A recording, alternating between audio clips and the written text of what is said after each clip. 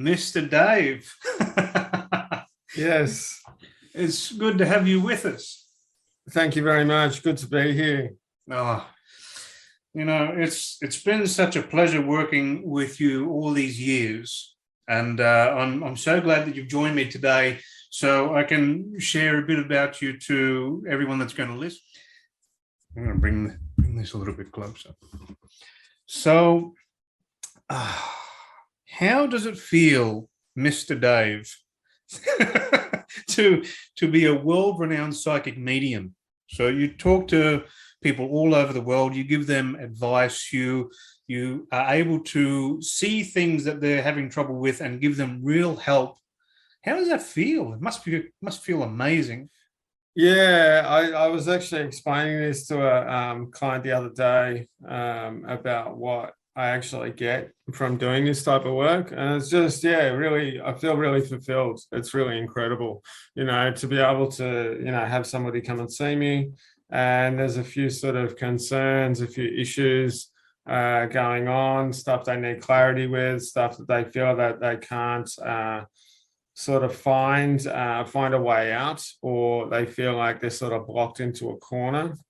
And then to be able to work with them, to be able to clear the blocks with them, or clear any of that sort of energetic gunk that's sort of stopping them from being able to see, how awesome they are, see a clear path, see different choices, and then to be able to help, to work with them, guide them into, having a completely new perception of the situation themselves, and really, finding a lot more clarity and number one, like happiness around themselves and around the situation. It's incredible. It's the most sort of fulfilling work I've ever done. And it's something in which, there's never a dull moment. Every session's always different. Everything's always different. Every reading, treatment, whatever I'm doing, it's always different. And so very exciting. Just, you learn a lot. It's very cool. No, definitely. When we were doing a lot of treatments together, and doing some stuff, and look, we both learned quite a lot. And I actually remember when we were working together, that's when my psychic faculties started to come and develop more deeply. Yeah. And I think it's got to do with being around the like energy. You start to create that within yourself, and for that, I'm very grateful to have you as a close friend. So yeah. Thank you. It's nice to hear. That was awesome, and I do love working with you. I do love the work that we did at that time. We haven't been doing as much recently, but thank you very much for that, because it's really, same goes here. There was quite a few things that you were a lot more specialized at, that you helped enlighten me about what to do. And it is that thing too, that when you're working with somebody that you might not be as strong on, and they have got a little bit more knowledge about that sort of area, or do it more on a regular basis, it does just boost your abilities as well. And that happened with both ways. You said with yourself with psychic ability, it did with me in regards to energy work and different types of energy work, and how to recognize things in different ways and different techniques and what to do. And it was incredible. It was beautiful. And it was always fun. It was hard work at times. It was, but it was fun though. It was good, and learned an incredible amount through that time. And it's true. It's that saying, like, you're going to turn out like your friends, so if you want to boost your intuitive abilities, if you want to learn more about energy work, and it goes for absolutely anything, even if it's completely different to metaphysics, if there's something you want to learn, if there's something you want to be involved in, if there's something you want to, sort of boost within yourself, start being around those people. Yeah, you're right. Like every smart person says, "Tell me who your friends are, and I'll tell you who you are." Yeah. And I've heard that from so many people. I think the last person that I've listened to that said that was Jim Rohn, who was a very wealthy man. I believe he was the mentor for Tony Robbins. Yeah, So, yeah. and look how successful he's gotten. So, but back into it. How did you get into this field? So, at what point in your life did you find that you could really enhance these skills and put them to good use? Yeah, for me it was interesting. I sort of fell into doing readings first, psychic readings. Yeah, almost. It wasn't by accident. I do say that at times, but yeah, things are never by accident. But yeah, no. So I was meditating. I've been meditating in a group, psychic development group, for quite a long time. When I say quite a long time, maybe a year, 6 months to a year.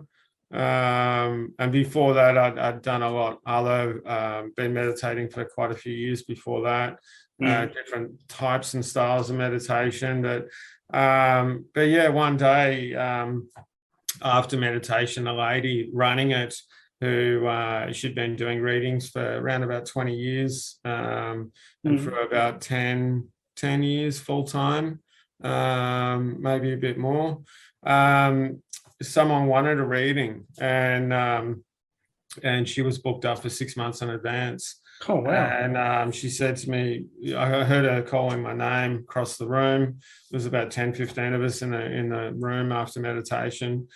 And I walked over and she goes, "Oh, look, this lady wants a reading. I'm booked up for 6 months in advance." So I told her, "You do it." And I just laughed and went, "Yeah, this is ridiculous. I'm not that cool. I'm not that, awesome. I don't do readings. You're the one that's cool. You're the one that does all this great stuff. I don't." And she just laughed and went, "Yeah, whatever." Like, she goes, "Look, you can do it, okay?" She goes, "This lady needs a reading. You've got good contact with your guides. You talk to them all the time. So you can do it. I'm telling you, you can do it." And I just sort of didn't know what to say. And she just said, "Look, do you want to try it or not?" And I looked at this lady and said, "I got no idea what I'm doing." You heard all of this. Yeah, the lady was standing right in front of us during this whole conversation. And I went, "Look, do you want to give it a whirl, give it a go and see what happens?" And she went, "Yeah, okay." So I asked this lady, what do I do? How do you do it?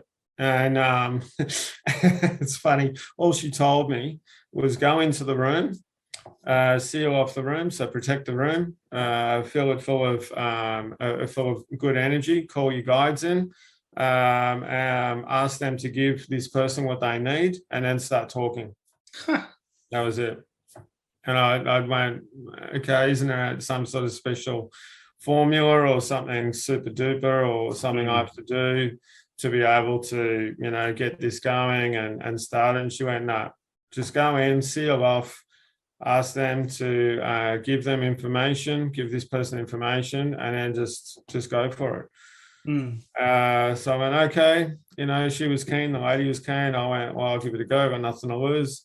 Walked into a room, did exactly what she said, started talking. And then an hour later, we finished. I didn't realize it was an hour. I was just talking away. And all of a sudden, I felt like, okay, things don't seem to be coming through as easy. It feels like it's slowing down. The energy's kind of dropping a little bit. I think we're finished. Walked out of the room. It'd been an hour. And this woman said, "I've had heaps of readings before, and you were the best person I've ever seen." And then 3 weeks later, I saw her, because we didn't see each other for a couple of weeks at meditation. 3 weeks later, she rolls up, and as soon as she saw me, came over, gave me a big hug and said, "You predicted that I was pregnant. I didn't believe you. I actually went and got tested, the other day, and they said I think she said she was 5 weeks pregnant at the time. And then she told me, because I didn't remember anything I said, she said, you told me in the reading that I was 2 weeks pregnant. And she said you were spot on to the day.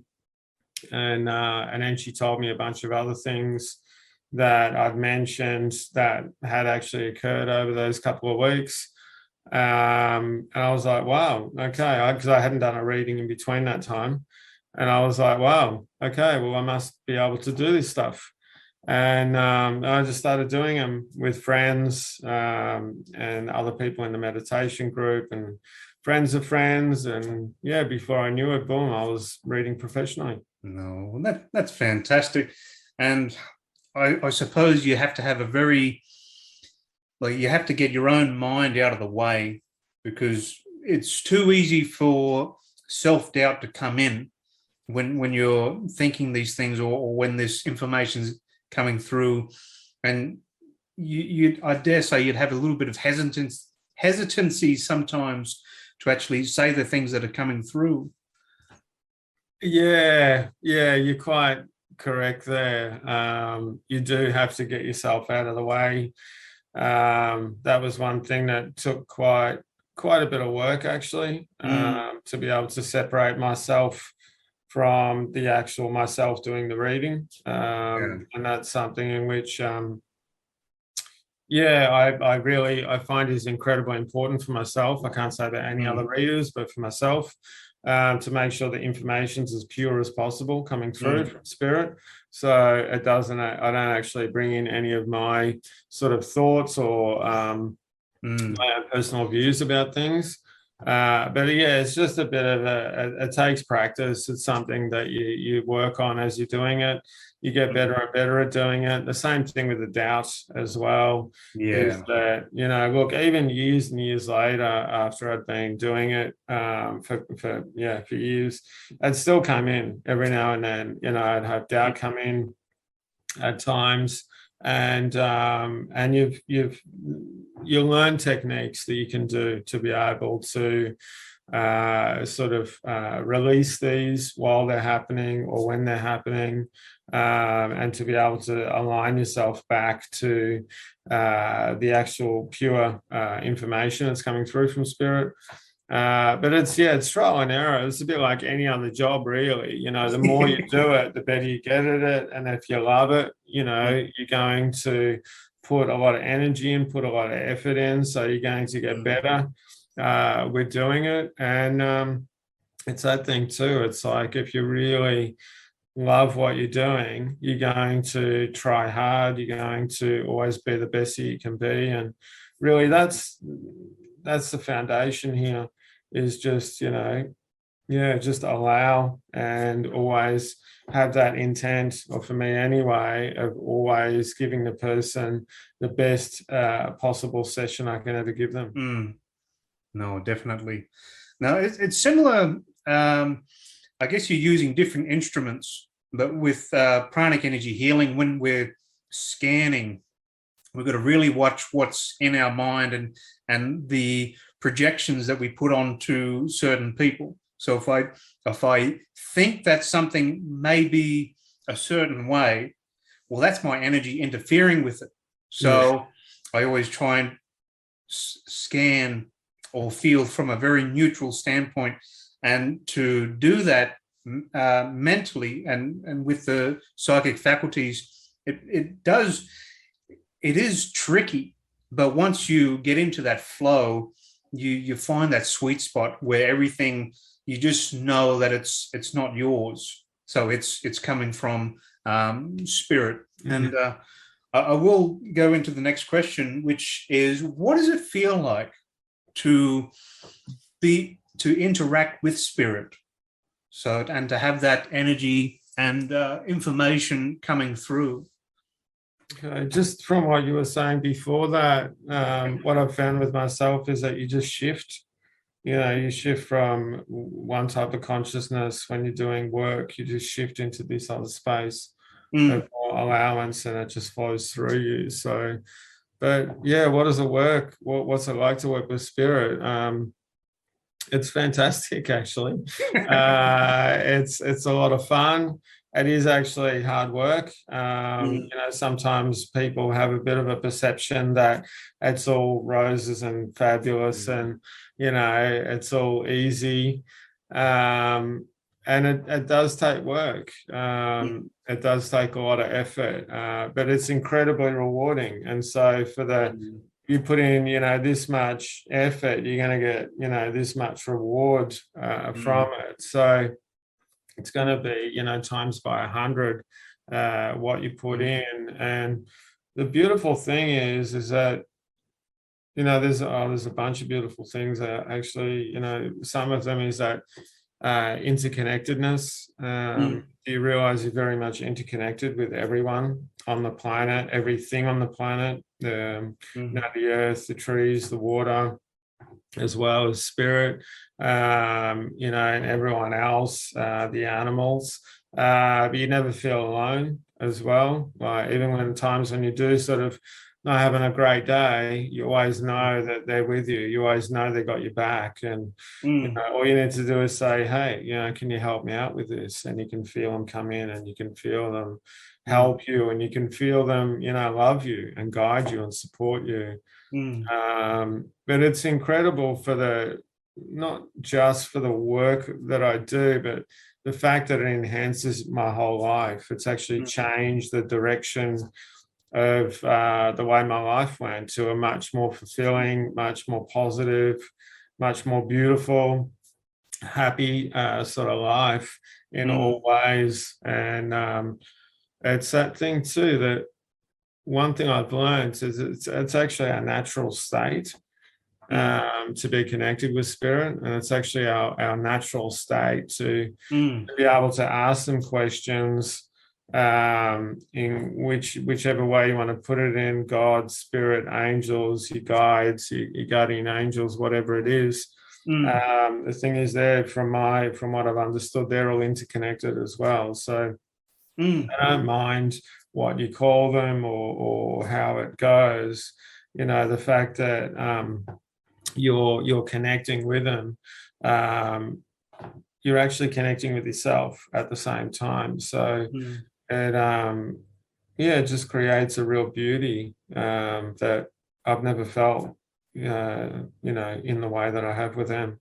So incredible, really beautiful, really incredible. Yeah. And they are with the interactions that I've had with the angels and the divas and the beautiful divine energies, they can see through us. Like they see our entirety down to the core.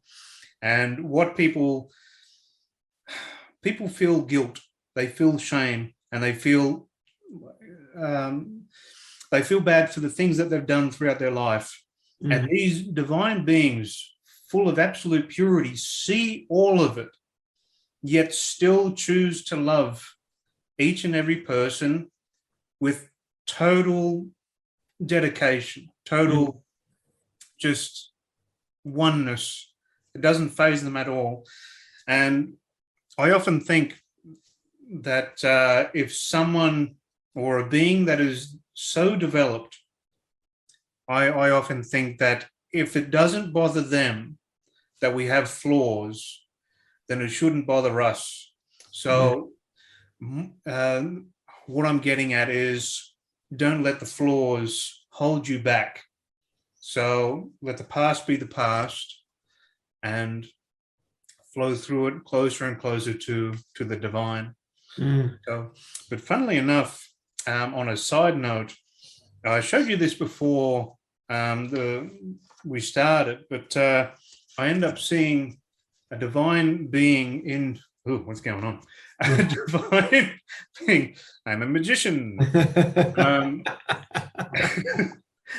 I saw a divine being in Dave's house when I was doing a bit of a clearing, and he started to tell me a little bit of stuff about it beforehand, and just wondering if you could tell everyone at home, like for those who aren't watching the video, who are listening to the podcast, it looks like a star, a beautiful, flowing, glowing star. So Just wondering if you could tell me anything about that, Sir Dave. Yeah, so when you actually, after you did the clearing and you did the picture and sent it to me, and asked me, hey, what do you make of this? When the first thing I sort of scanned it, and I was feeling, and I could feel male energies, I could feel female energies. But the most beautiful thing was I could feel really divine energies there. The energy that's completely pure and really, you could say omnipresence, or completely, what's it called, non-judgmental, but it's an energy that is really, that's just completely full of love, that is here to help. And they just said then, we're here to help because you've asked. And that's the really beautiful thing. That's what I hear quite a lot, is that that this incredible energy that came in and did some work with you and came into my house and helped to create a really nice flow, to clear it and to keep it really nice and protected and beautiful, was here because I asked for the help, and I asked you, hey, I don't have time to do a house clearing for myself, would you mind doing one for me? And it's that thing that they're telling me at the moment, they're always here for us. And the thing is too, is that it's more about knowing, and it's about having that belief that as soon as you do ask, that they will be here. And like you said before, they see our flaws, they see the things in which in which we see as flaws, not them. I'm giggling because they're talking to me at the moment. But yeah, that thing about, they are able to see past this and see our magnificence and see our beauty. And it was quite an incredible change when you did do the work yesterday.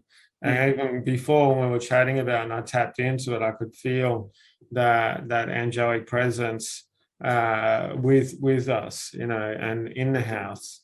That was yesterday, but they don't leave. They don't leave. And just tapping into that and knowing that it's there and just having that awareness of it, it's absolutely beautiful. It's something that I suppose it's just that like I was saying before, about a shift of consciousness, and about just opening yourself up to the possibility of the angels being there, or your guides or spirit being there, and then just allowing and going with it. Did that answer your question? I wasn't even sure if I went off track there. No, you answered it. It was basically just what was the energy, and So just like when we were talking before about working with spirit, it is a unique experience, because when we're working with spirit, we really need to get rid of any preconceptions of what we think spirit is. So we need to throw everything out the window and just allow it to happen. So one of the most important things that I've come across is the belief that it will happen, because I've written down before, and there's a brilliant author by the name Smith Wigglesworth. So he's got the best name in the world, but he did a lot of divine healing, or healing by prayer, and he states that doubt is kryptonite to divine energy. So if you hold doubts that it's not going to happen, well, of course it's not going to happen. Your thoughts are putting a block up. So you're unintentionally stopping that from manifesting. And that's one of my missions in this world, is to show people that it can be done, and get out of your own way. Yeah. So, yeah, it's fantastic. And another quote that I like is, "Doors open to those who knock." So if you do want help and you want to change things, ask the divine for help, and keep asking, keep knocking at that door. The more you believe that that door is going to open for you, the more likely it will. Yeah. So, yeah. I totally agree, mate. You're right. And it's that thing too about practice makes perfect with a lot of this stuff, because as you have as well, and I've seen with yourself, and you would have seen with me as well, is that over the years we've developed more and more and more. Wow. And it's that thing that the more you believe in yourself, the more that you allow these things to happen, and the more that you understand that, hey, you know, like, I can do this stuff. I've got the divine within me. As you call God, or some people call source, or I call great spirit. You know, it doesn't make some people special and other people not special. You know, we've all got that incredible divine energy, that incredible source energy within us. And it really, you know, that's the thing where it really did, you know, there's a Bible quote, you know, about God created man equal or something like that. I've never read the Bible, but there's some sort of quote. They're laughing. They're saying, yeah, you kind of got close. But just about, you know, creating every person on earth equal. And it's because we've all got that divine spark within us. So, you know, and it's like a telephone line straight up to source, straight up to spirit, to say, hey, you can do this stuff too. So, a good image that I use to kind of tell that story or explain that is just a really dirty window. And the more you wipe away the crud or the scum, the more light comes in. So the scum represents anger, irritation, hatred, thoughts about their self-worth. You've got so many levels that hinder people's progress spiritually, mentally, emotionally, physically. So once they start to wipe away the crud that's holding them back from believing in themselves, from believing that they are worth being helped by the divine, that they are part and parcel with the works, then things really start flowing. So once you allow that divine energy in and wipe away the dirt, it just starts flowing. Yeah.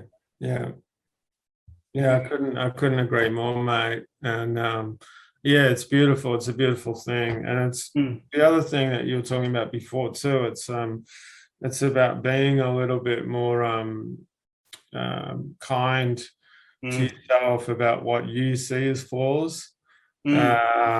Because, you know, if you know, point out flaws, or I'm not this, or I'm not that enough, or I'm not doing this enough, and then you start getting down on yourself, you know, that actually creates more crud on the window. Oh, yeah. So if you're able to sort of recognize these things and go, okay, well, I might not be ultimately perfectly fabulous at the moment, but, you know, am I recognizing things that aren't working? Am I recognizing things that are working?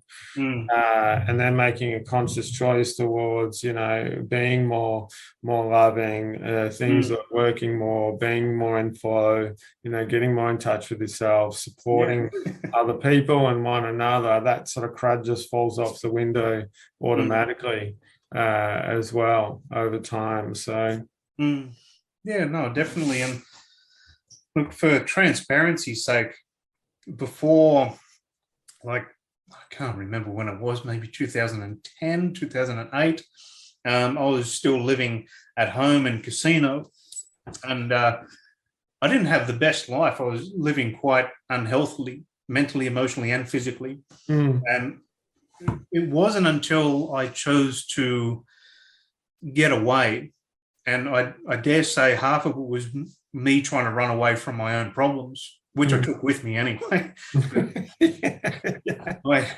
I end up escaping to Chenrezig Buddhist Institute and spent 5 years living up there. And I believe it was while I was there that we first met. Yes. Yeah. So, it was probably the most transformational thing that I could have done, is leave casino. Like, it was, I had to leave my family and everything like that. They weren't the problem. It was what's going on with me. And going up to Chenrezig and learning that 90% of my thought processes, and I'm going to put it very harshly, were poisoning my system, because I was thinking all these negative things about me and I was expecting change. So if I'm thinking that I'm a horrible person, well, how am I supposed to become a good person? Yeah. That's a block. So I'm just creating more of a horrible person. And all these other mental blocks were in my way. So I am forever grateful to Chenrezig for kind of, there was something there that was like, here, kitty, come on. Like, just to pull me out of the ruckus. Yeah. Okay. How do you discern spirits? So say you're tuning in. How do you know whether they're beneficial or not so beneficial? Yeah, the one really biggest thing here, that when I do mentoring and I'm teaching people how to get in touch with their guides and that sort of thing, the one biggest one is spirit will never tell you what to do.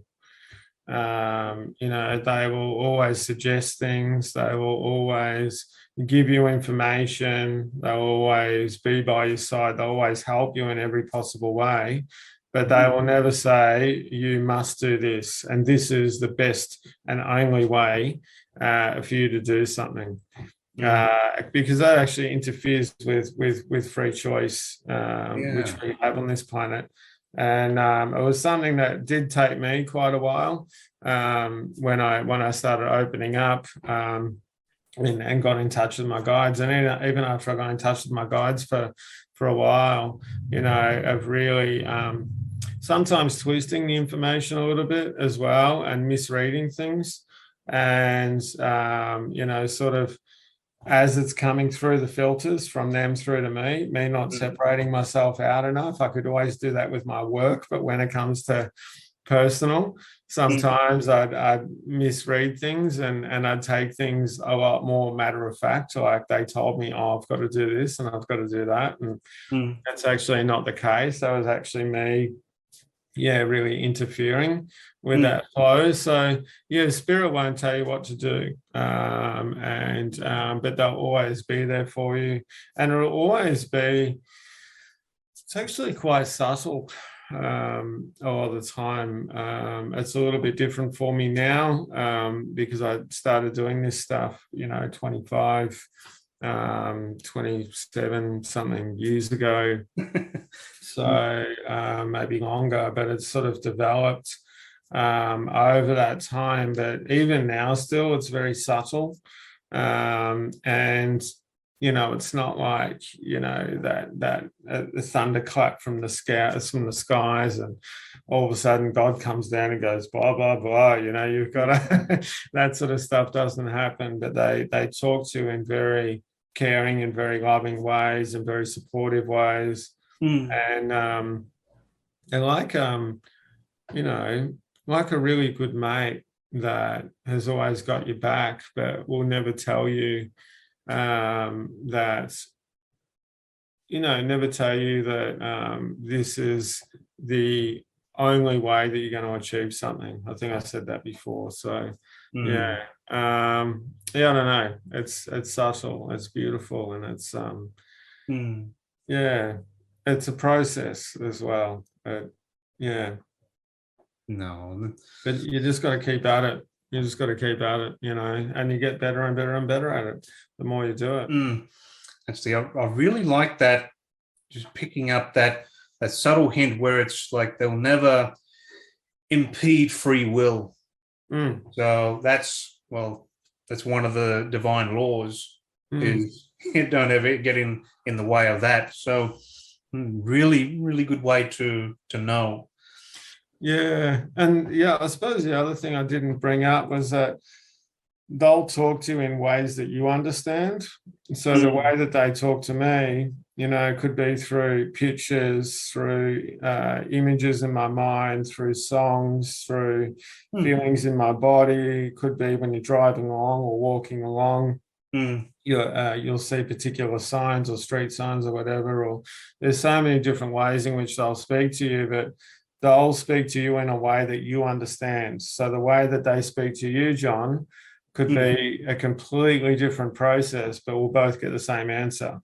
So it's what, and this is the thing with books sometimes, where the dream analysis books and different things like that, I'm not saying they're wrong, but it can be a little bit generic at times. And the way that spirit will talk to you, they'll give you information in which you understand, in which makes sense to you. So it's going to be a little bit different for every person. No, awesome.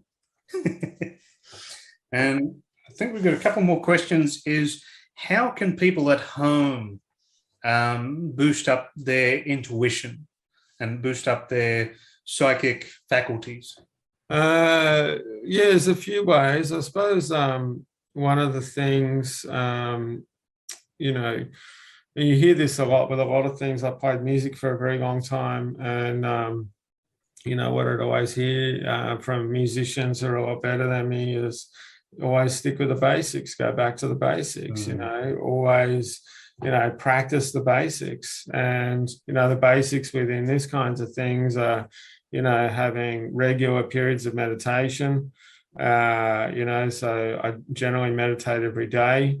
So, it doesn't have to be for an extensive amount of time, but anywhere from sort of 15 minutes, could even be a bit shorter or more, couldn't be up to an hour or two. So meditation, believing that you can get in contact with spirit. One of the big ones that comes through in my work quite a lot is looking at your guides as friends.